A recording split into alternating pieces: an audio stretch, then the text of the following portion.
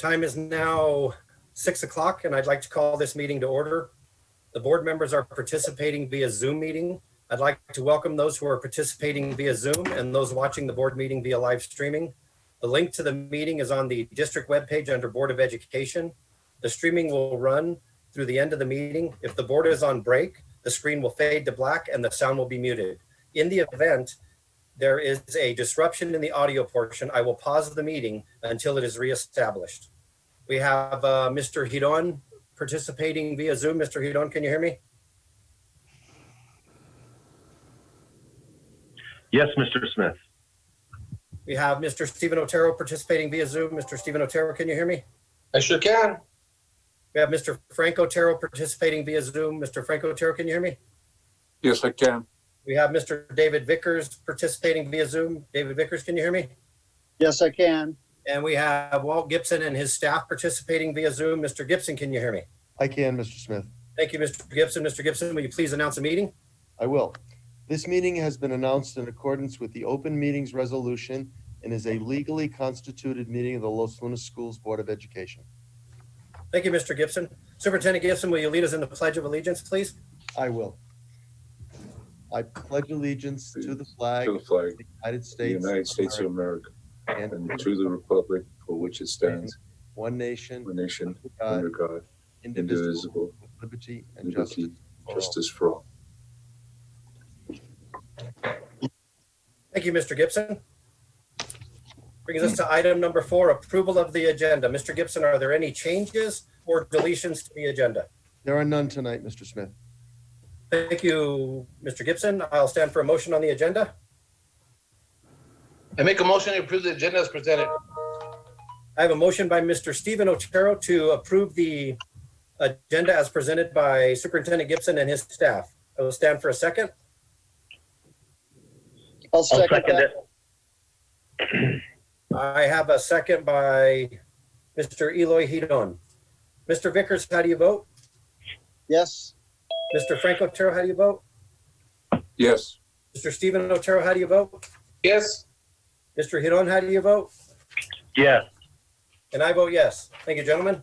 That will bring us to item number 5, approval of Los Lunas Schools back to school plan. I will turn this over to Mr. Gibson. I ask that we mute our microphones, please. Thank you, Mr. Smith. As I'm sure everyone knows by now, this was a decision tonight on the hybrid schedule, but that decision's been taken out of our hands. At 3 o'clock this afternoon, the governor announced that we would not be allowed to go to a hybrid schedule until at the very earliest September 8th, the day after Labor Day. My staff and I were informed of that decision this morning in our 9 o'clock conference call with Secretary of Education Stewart and his staff. So we have had some time today to think about that, although our announcing that decision was embargoed until the governor had her press conference. So I'd like to tell you a little bit about what we're thinking. We are very well positioned for remote learning. As I've explained to you all along, we will have devices in the hands of all of our students, K to 12, by the time that we begin remote learning. Our staff has already begun working as we began to plan for the hybrid schedule on how we will deliver our curriculum, the Los Lunas Schools District curriculum, remotely. I was briefly involved in a discussion this morning that Erica Hidalgo, our director of elementary curriculum, was having with a lot of our staff. Probably over 60 people were on that call. So we are now beginning the formal process of planning how we will deliver that curriculum remotely. So I'd like to give the parents who are listening and the board an overview of what we see. We will be delivering curriculum now that we don't have to deal with a hybrid schedule. We will be delivering remote curriculum 5 days a week for roughly 5.5 hours a day, delivered by our staff to the students that would be in our schools. By no later than the middle of next week, we will post a schedule for elementary remote learning, for middle school remote learning, and for high school remote learning. Our staff will work in teams. We will have teachers delivering the literacy, math, and other curriculums directly to our students during that time frame. So for instance, we will schedule a time when elementary literacy curriculum, reading curriculum, and writing curriculum will be delivered every day. We will do the same for all of the curriculums at all of the grade levels. So students and their families can log on during that time, or they will also have the option of logging on asynchronously if a parent or a family wants to supervise their students' learning. They can log onto our website and see the tapes that we'll create, the videos that we'll create of all these lessons. Teachers on the team will deliver the lesson. There will be other teachers who will monitor the chat room, answer questions. There will be other teachers who will provide the lessons and activities that go along, or the activities that go along with the lessons being delivered. And then there will be other teachers who will be available to help students. We will provide direct instruction to all of our kids for those 5.5 hours, and parents and families will have an opportunity to communicate with us. The other thing I'd like to mention is that in that 2-week period of time, from August 3rd to August 17th, when we will have staff with us and not necessarily in person, we will be working to build the capacity to deliver this curriculum, but we will also be delivering tools for parents. Parents need to know how to access our learning management system, Canvas. They need to learn how to access the curriculum materials that we will be using. So we will be providing tutors and tutelage rather for parents to learn how to use our systems so that they can monitor their students' learning and if they choose, be involved in those things. So starting on Monday morning, I've already set up meetings with the elementary principals, the middle school principals, and the high school principals and their leadership teams. We will be fleshing this out and delivering the plans. We will have them posted no later than the middle of next week, but you can be sure that we will deliver a quality program. We will do it for the recommended period of time from PED. We will protect our staff. They won't be in school for the most part, and that we will do what's necessary to educate our kids. So if you didn't log on to the governor's press conference today, the tentative dates set for students to return to school in a hybrid schedule are September 8th for elementary students, pre-K through 6, September 21st for middle school students, and October 5th for high school students. The governor and the secretary emphasized that those dates are planned dates, but they're tentative dates. If we can flatten the curve of COVID infection, those will be the dates in effect. If we can't, I'm relatively sure the governor and the secretary will set some new guidelines for us. So the decision about the hybrid schedule was taken out of our hands. We will all begin remote, but the work that we do in planning to go remote will really be helpful to us in planning the hybrid schedule. So that's where we are. I would recommend to the board that you approve this plan, that we will teach remotely for elementary school students until September 8th, middle school students until September 21st, and high school students until October 5th.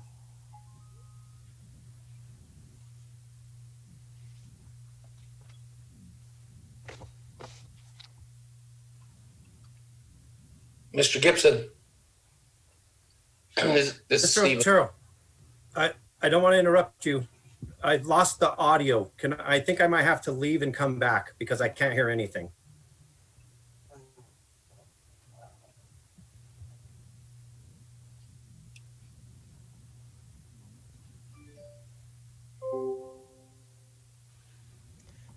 For those of you who are still on, the sky here is pretty black. And I know that the last time we lost Zoom, it was in part due to the weather, and I know the storms are moving from north to south. So once Mr. Smith gets on, perhaps we should complete this business as quickly as we can so we don't run into the same technical difficulties we did the last time.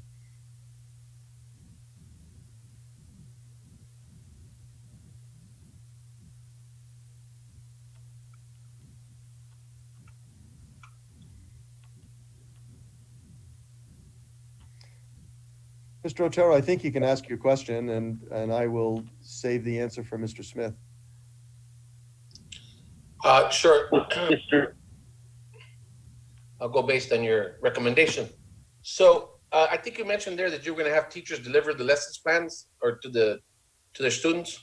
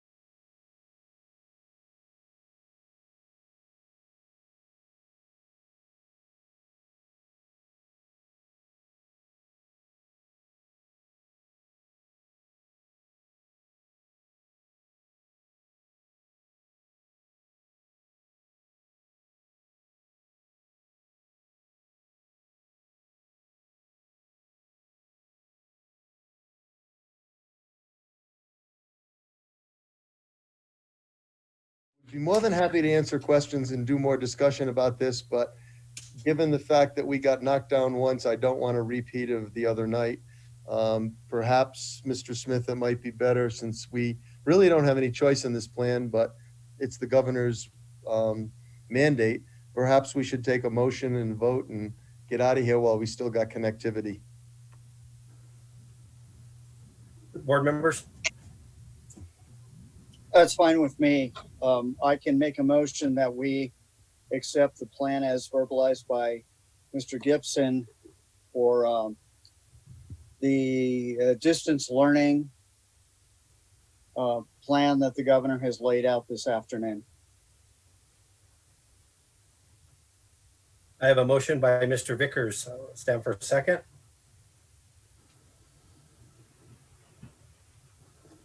I'll second it. I have a second by Mr. Eloy Hedon.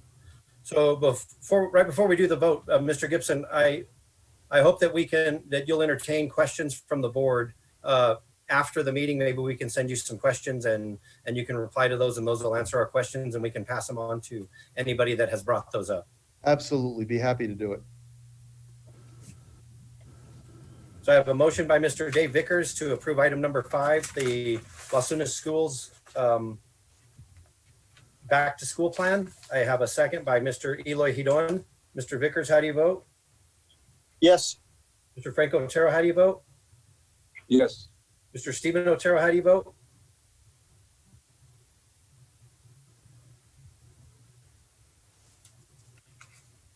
Unmute.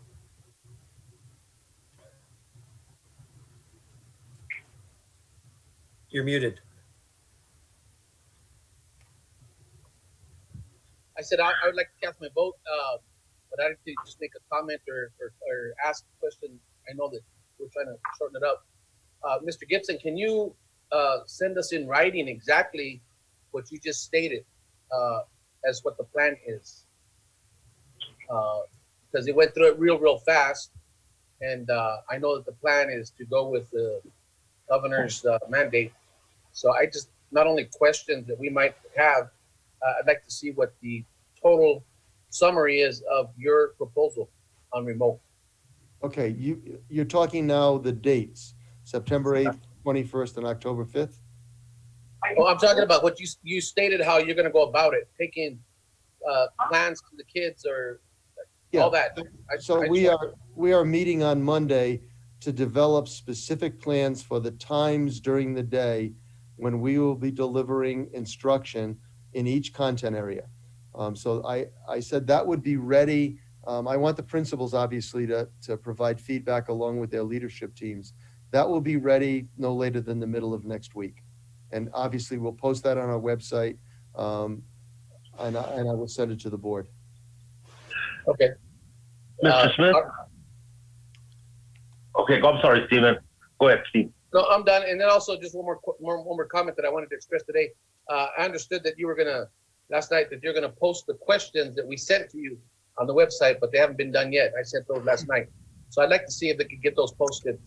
And also just the fact that if we're gonna ask our teachers to do something in reference to delivering, we need to, I think, put a plan in place. They're gonna be compensated for their fuel usage. That's all. And I vote yes. Thank you, Mr. Stephen Otero. Mr. Hidon. I was hoping we could wait at least 30 minutes and hopefully the storm would go by, but with that, I mean, we had 300 people online. I'm still going to vote for this. I just had some questions that I received. So yeah, it's still a yes. Thank you, Mr. Hidon. Is that it? That's it. So I'll ask two really quick ones, Mr. Gibson, because my audio was really messed up. We are not going with an option of the K3, is that correct? We are 100% remote. That's correct. Okay, thank you. And I'll have some questions about ancillary staff and some of the special needs students, how we're going to deal with those. And I know that you covered when the teachers would be coming back and how often they would be required to be there. That's correct. So our You did staff, that? our staff will be back on August 3rd for work days. The August 3rd to August 17th are professional development and planning time, and our staff will be expected to participate. Obviously, there's a lot of questions still to be answered about teachers that have underlying conditions and can't come back, what to do with ancillary staff. We've begun some discussions on that, but obviously we need to continue them. So given what the governor said today, we still have a lot of work to do, but I think we're well positioned to do the work, and we have a plan for how to begin the process of delivering a high quality curriculum remotely. Thank you, Mr. Gibson. So I'm actually relieved that the governor said what she did. I'm actually relieved that you presented the plan that you did. I didn't feel that it was the time to bring teachers and staff and students back together. I think we have some time here to really focus on what we need to do to keep everybody safe and to educate the kids. I have no doubt that we're going to be ready with the staff that we have and the teachers and our parents and our community. We're all going to work together and we're going to make this work. And it's going to take all of us. And at the end of this, when we all come back to school 100%, I'm going to thank each and every one of you, the parents, the community, the staff, the board, everybody involved, because you're going to do a terrific job and we're going to get through this and we're going to do what's best for our kids and for our staff and our community. And I greatly appreciate it. And I vote yes as well. Mr. Smith, Mr. Hidon. that's the last thing on our agenda, right? Correct. Can I make one statement real quick that I need to clear up from last night? It'll be real quick. As of pertaining to a comment? That I made last Sure. night, and it's going to help us to go forward. Sure. I something that I said last night. At this point, I need to apologize to the community and to the staff. I attempted to use an analogy, and it came across very insensitive. I'm only human, and I'm going to make mistakes. I've made mistakes, and I'm going to continue to make mistakes. At this time, I'm going to attempt to correct what I had tried to do last night. And I tried to do that just with the hybrid learning. I'm going to ask this board to come up with a threshold number, work with Mr. Gibson, and come up with a number that once we get an increase, a wave of COVID coming through in our facility, in central office, in admin bill, anywhere in the schools, that we have a protocol set that we immediately shut it down, evacuate, assess it, and figure it out without having for the board to formally meet and decide what to do. What I just tried to do was, like, if there was a MMA fight and you had two guys, one guy beating up on the other one, and the referee didn't stop it in time. I'm just trying to eliminate the chaos and the catastrophe. I believe one death is way too many in this community. So I apologize for being insensitive, and guys, I wanted to think about that. So that's all I need to say, and thank you, Mr. Smith. Thank you, Mr. Hudon. I think we all knew what you meant. I don't think that you meant anything in a way Well, that. all you guys know I'm rough around the edges, but Sure. some people don't. All right, thank you, sir. That brings us to item number 6, announcement of meetings. As allowed by the Open Meeting Act and District Open Meetings Resolution, on occasion, a quorum of board members attend the same function, including those held at school sites, at the district level, as well as sports functions, conferences, workshops, and trainings. Board members will refrain from discussing and/or acting on board issues in those settings. In addition, only official meetings are published, and if other meetings are scheduled, they will be announced in accordance with the Open Meetings Act. I'd like to announce the following meetings. The location will be dependent on CDC mandates. If needed, the meetings will be held via Zoom. On August 11th, there will be a Finance Committee meeting at 4 p.m. On August 18th, there will be a regular board meeting at 6 p.m. On August 19th, there will be an Audit Committee entrance meeting. Attendance is by invitation only at 9 a.m. As I stated, the meetings and locations are dependent on mandates from the governor. If need be, they will be held via Zoom. That brings us to item number 7, adjournment of the meeting. I'd like to stand for a motion to adjourn. I move. I have a motion by Mr. Eloy Hidon to adjourn. I'll stand for a second. Second, I have a second by Mr. David Vickers. David Vickers, how do you vote? yes. Frank Otero, how do you vote? Yes. Stephen Otero, how do you vote? Yes. Eloy Hidon, how do you vote? Yes. And I vote Yes. yes, and I want to thank everybody that participated via Zoom and everybody that was watching it at home. We will get through this. We will do it together. People will look back and say Los Lunas did the best job during this period of time. I have no doubt of that. Thank you all very much. Thank you. Good night.